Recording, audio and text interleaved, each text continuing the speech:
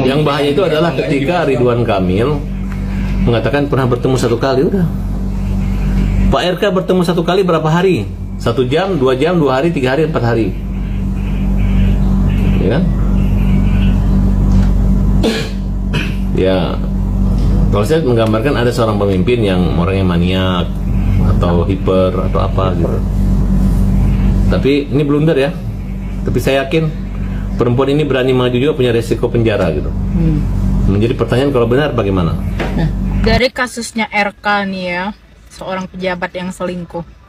Kenapa kalian pada kaget? Laki-laki zaman sekarang ini ya, yang kismin aja, yang melarat aja, banyak yang bertingkah, apalagi yang berduit. Udah nggak ada ya jaminan laki-laki tuh yang kayak gini bakalan nggak selingkuh, laki yang kayak gini bakalan nggak selingkuh, nggak ada jaminan. Semua tergantung nasib aja sekarang, nasib. Makanya perempuan zaman sekarang nih, mau kayak mana pun effort kita, mau kayak mana pun usaha kita supaya laki kita nggak selingkuh, nggak menjamin, nggak bisa. Jadi yang kita kontrol bukan laki-lakinya, tapi diri kita. Kita kontrol, kita kendalikan, tingkatkan value, harus bisa mandiri, jangan bergantung penuh sama laki-laki. Jadi kalau suatu saat kita ditinggali, nggak nyesek kali. Makanya bolak-balik ku bilang sama kalian wahai para perempuan, jangan terlalu bergantung penuh sama yang namanya laki-laki. Ya syukur-syukur dapat laki yang bagus, yang nggak bertingkah, yang nggak berulah, nah syukur. Tapi kalau misalnya kalian dapat laki-laki titisan dakjal, tukang selingkuh, tukang main perempuan, ditinggalkan, kalian nggak punya persiapan, apa nggak merana? Merana lah, selama ini kalian terlalu bergantung sama dia, dia pun merasa kalian nggak bisa hidup tanpa dia, makanya dia suka-suka hatinya. Ingat ya, mulai dari sekarang jadilah perempuan yang bervalue, perempuan yang bisa mandiri. Walaupun punya laki, nggak masalah kita mandiri. Mandiri bukan berarti kita menghidupi diri sendiri, enggak. Karena kalau kita perempuan ini ada harganya, bervalue, bisa mandiri, bisa cari duit sendiri. Suatu saat kita ditinggalkan laki-laki, kita nggak bakalan jadi sampah.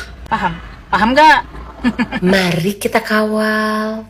Diduga LM udah dihubungin sama dari pihak sono, ngajak damai, diduga. Ya, kita kan kagak tahu kebenarannya itu chatnya bener apa kagak, ya kan? Pokoknya intinya dari case begini dua-duanya salah. Cuma gue demen aja ngikutin. Kenapa? Karena gue fansnya Pak RK. Jangan salpok sama muka gue lagi pakai obat. Ada yang bilang, kakak udah gak usah komen ini, fokus aja sama ini. Gue kan netizen, gue cuma komen. Udah gitu gue ngefans banget sama tuh Pak RK. Sosok kebapaan banget, setia, sayang istri, tetek bengek pokoknya. Kita tunggu aja hasilnya seperti apa, ya. Kira-kira beneran jadi tes DNA apa kagak, ya.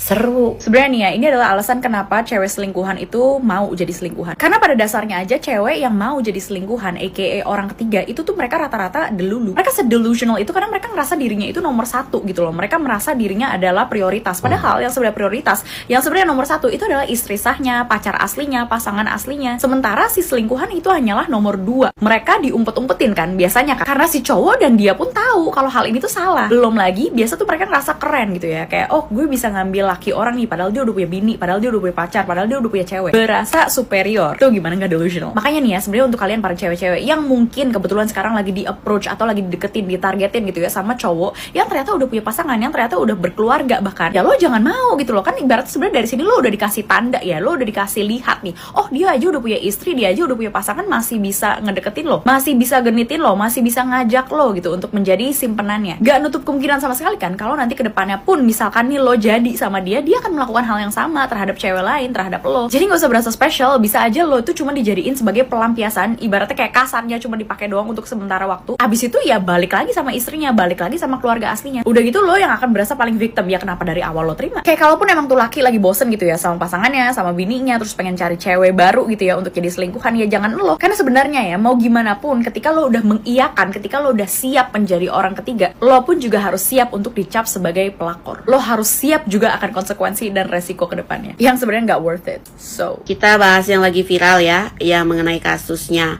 Pak RK dan si wanita itu, Mbak M, yang merasa paling tersakiti, yang mencari keadilan.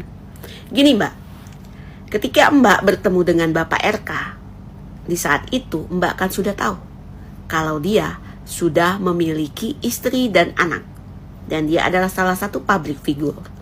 Dan ketika Mbak selesai celup-mencelup dengan si bapak, ya apapun itu kalianlah yang tahu, pasti Mbak dikasih duit kan.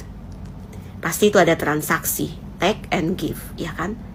Kamu memberi, kamu menerima, ya kan, gitu loh. Jadi saling, kalian itu ada kategori bisnis, ya kan Mbak. Jadi ketika Mbak melakukan suatu transaksi dalam urusan bisnis, Mbak tahu kan, tidak boleh ada rasa ingin memiliki.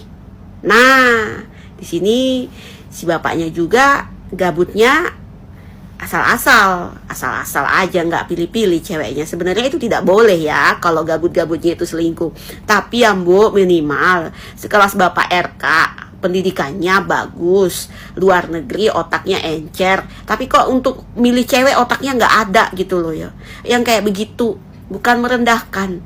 Dari kan dia model majalah dewasa, ya kan Pak? Secara Bapak tahu resikonya ketika berurusan dengan wanita seperti itu. Ya Bapak harus siap, karena itu hidup adalah pilihan. Bapak memilih dia, Bapak harus siap dengan segala drama yang dilakukannya. Walaupun itu fakta ataupun tidak, tapi Bapak harus siap menerima resikonya, karena Bapak yang memilih dia. Makanya kalau mau celup-celup, pilih-pilih juga perempuannya, jangan asal celup. Walaupun sebenarnya selingkuh itu tidak boleh ya, tapi Mbok pakai logika, akal pikiran aja Pak. Nah kalau Bapak dapat apesnya, ya kayak begini terjadi. Ya Bapak nggak tahu dia tidur sama siapa, Bapak yang dapat apesnya, iya kan Pak? Nah buat si perempuannya juga, jangan merasa paling tersakiti.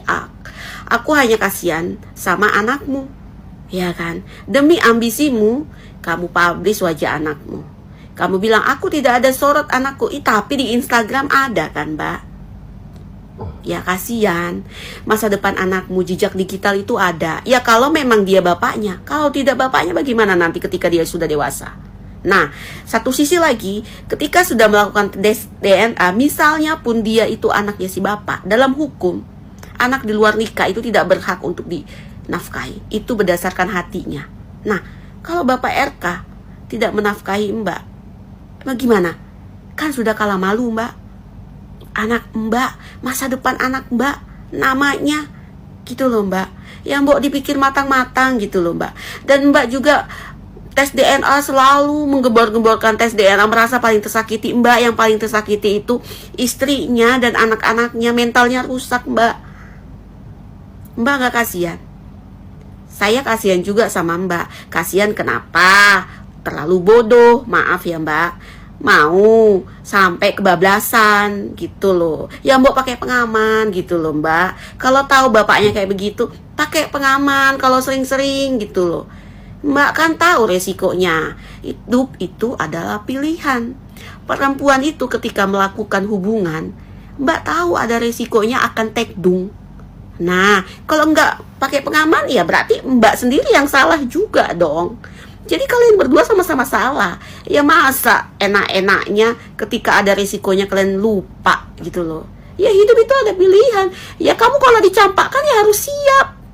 Karena kamu hanya bertransaksi sama dia. Oke?